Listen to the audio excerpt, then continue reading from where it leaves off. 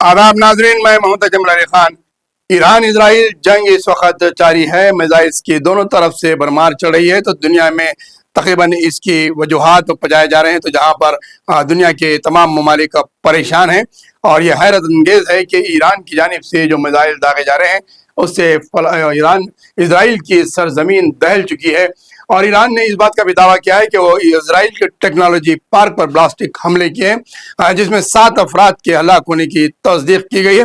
तो वहीं पर ईरान की जानिब से जिस तरीके से हमले किए जा रहे हैं और ईरान ने अपना दावा किया है कि वो अपने टेक्नोलॉजी का 5% से कम हिस्सा इस्तेमाल किया है। और तमाम दुनिया के ममालिक इस तौर पर हैरान है कि अमेरिका और इसराइल एक तरफ हो गए हैं, तो जहां पर दुनिया के दीगर ममालिक एक तरफ होते हुए ईरान और इसराइल की जंग को रोकने की कोशिश कर रहे हैं। वहीं पर अमेरिका में कांग्रेस की सीनेटर मेंबर जनाब यास्मीन अंसारी ने कहा है कि ट्रंप रोज अपना एक एक बयान बदलते हैं, उनकी बातों पर कोई यकीन नहीं कर सकता क्योंकि वो हर रोज एक बयान अलग अलग देते हैं। जहां पर अमेरिका में कांग्रेस और डेमोक्रेटिक जानिब के ट्रंप के ऊपर मुश्किलात बढ़ते जा रहे हैं, उन्हें दिफाई हमले की इजाजत नहीं मिल रही है। तो वहीं पर इसराइल इंतजार में है कि अमेरिका की जानिब से इस जंग में तैयारी हो सकती है और अमेरिका उतरकर ईरान का मुकाबला कर सकता है। लेकिन वहीं पर आप देखेंगे तो चीन और रशिया की जानिब से जो है मुदाखलत करने की बात करते हुए दोनों जंगबंदी की अपील की गई है। तो वहीं ईरान के लिए और इसराइल की जंग पर बरतानिया भी अपना मौक़िफ़ ज़ाहिर करते हुए कहा है कि जंग को बंद करनी चाहिए और ईरान और इसराइल दोनों को अपने हथियार पर रोकने की जरूरत लगा हुई है, क्योंकि दोनों तरफ से मिसाइल बराबर दागे जा रहे हैं। लेकिन जहां पर ईरान का फंडा अभी भी भारी नजर आ रहा है, क्योंकि इसराइल की जितनी टेक्नोलॉजी है, दिफाई टेक्नोलॉजी को ईरान ने मिसमार कर दिया है। और सारी दुनिया के सामने ये बात खुल कर आ गई है कि इसराइल जो एक तरफा तरीके से जो अपने टेक्नोलॉजी का दावा करता था और फलस्तीन पर मुसलसिल हमला करते हुए ये अपनी ताकत को बता रहा था, लेकिन ईरान के हमले के बाद इसराइल को समझ में आ गया कि ताकत का मुकाबला करना ईरान के साथ कितना मुश्किल होता नजर आ रहा है। तो दूसरी तरफ सोशल मीडिया पर ये आवाजें और ये पोस्टर्स जारी किए जा रहे हैं कि ईरान को सॉरी कहा जा रहा है इसराइल की आवाम की जानिब से।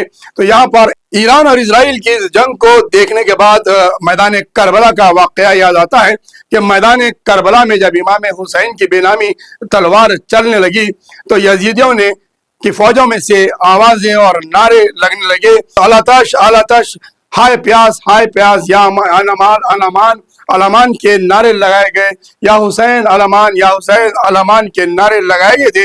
आज वही मंजर नजर आ रहा है। इसराइल की आवाम ईरान से माफी चाह रही है, sorry we peace, we need peace, we want peace के नारे लगाए जा रहे हैं। तो वहीं नेतन्याहू बंकर में छुप कर बैठे हैं और अमेरिका के सदर को परमिशन नहीं मिल रहा है जंग में उतरने का, जहां पर दीगर ममालिक हैं वो अपील कर रहे हैं कि दोनों को जंगबंदी करनी चाहिए। तो वहीं पर ईरान की तरफ से दावा किया जा रहा है कि जब तक इसराइल अपनी मिसाइल दागने बंद नहीं करेगा, ईरान मुसलसिल अटैक करता रहेगा और कोई मसालियत की बात जब तक नहीं की जाएगी।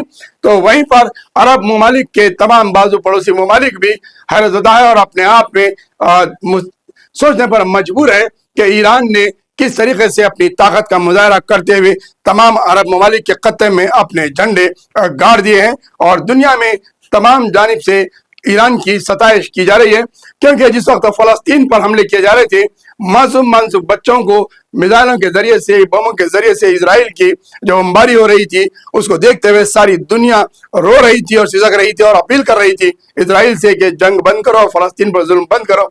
लेकिन आज नक्शा दुनिया का बदल चुका है। ईरान के मिसाइल ने इसराइल की और अमेरिका की नींदें हराम कर रखी है।